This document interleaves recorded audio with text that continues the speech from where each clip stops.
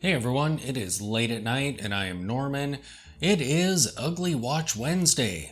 So tonight we're going to be looking at some gross watches. So let us begin.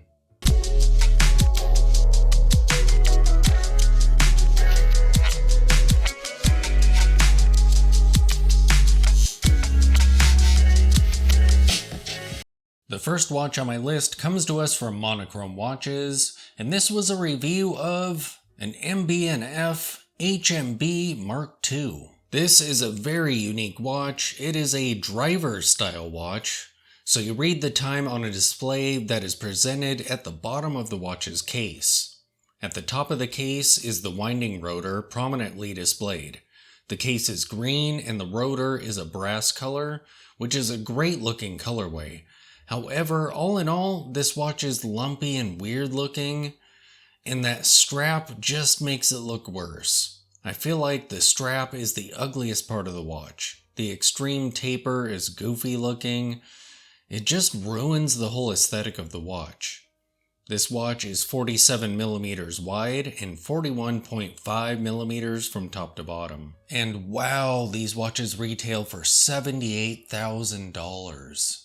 So the watch itself isn't too terrible. I like the time display, but that strap, that's why it's on this list. That is just so weird looking. It's almost like someone sewed a couple different straps together because the pieces of leather they had weren't long enough to make a single strap, so they just kind of patchworked it all together. It's just not cool. I feel like if this watch was on a normal looking strap, it actually would look pretty cool, I think. And I mean, maybe this is a nod to retro straps. I don't know.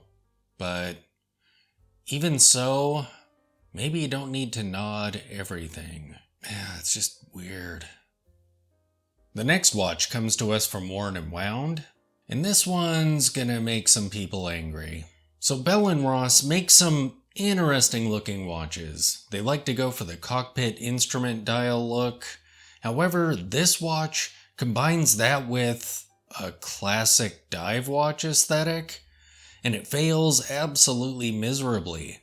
It looks like a perfectly fine vintage dive watch accidentally teleported right into a square cockpit panel. I get it, you stumbled upon your shtick, but seriously, it doesn't work for everything.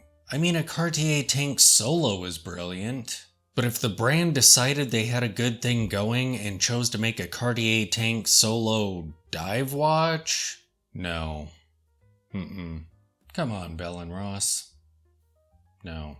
It'd be cool if on this watch they just ditched the instrument panel thing and went with a brilliant dive watch. I mean, they actually have other pieces that don't follow their instrument panel aesthetic. I just feel like these two don't work. I just feel like the case and the bezel and the dial just don't even look like they're part of the same watch. Next up, we have a piece that I found on eBay. This is an interesting 1970s watch. I feel like it is in keeping with the fashion of that era. It's painful and shouldn't have ever existed. Apparently this watch is 42 millimeters wide, but it looks like a full-on metal cuff. A D&D Gauntlet that happens to also tell the time.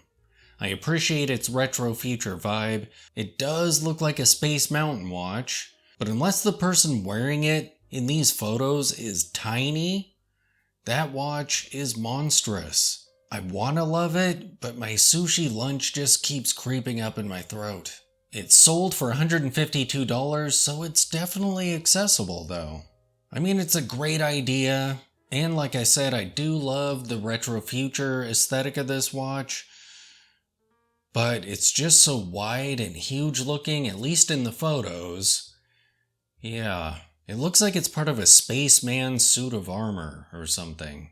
The next watch on my list I also found on eBay, and this one is a Seiko, and it's listed for $575. This thing is an absolute train wreck. That strap is absolute nightmare fuel.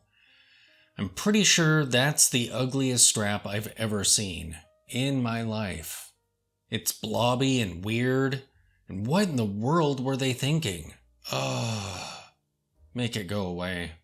I'm seriously feeling sick to my stomach. The crazy gaps near the lugs. Eesh. It looks like someone took a normal strap and put it in the oven and melted it into some hellish, bulgy piece of pain incarnate. The watch case itself isn't terrible, and the dial looks kinda cool, but those baby lugs and that hand-formed Fimo-looking strap just ruin everything. And almost $600. No. And last up, we have another interesting eBay find, this time from Invicta. And I know what you're thinking, no, this isn't a jumbo watch. This is something completely different. And apparently this watch sold for $30.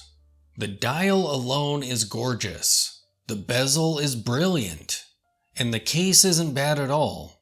But why would you make a Breguet style looking dress watch a dive watch? How are Roman numerals in any way tool watch material? If this watch didn't have a dive bezel, fine, it would look cool. But wow, that dress watch dial with a date bubble and a dive bezel?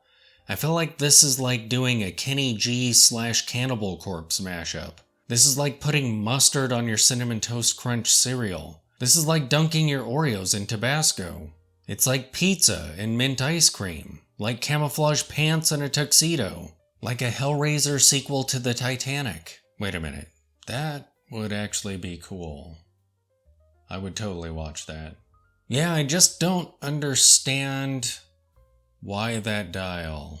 I feel like they were absolutely onto brilliance. I mean, I love that bezel and the dial alone, minus the date and its bubble, would have been a great dress watch. I feel like this is a missed opportunity. They could have created an absolutely brilliant dive watch, and they could have created a brilliant dress watch.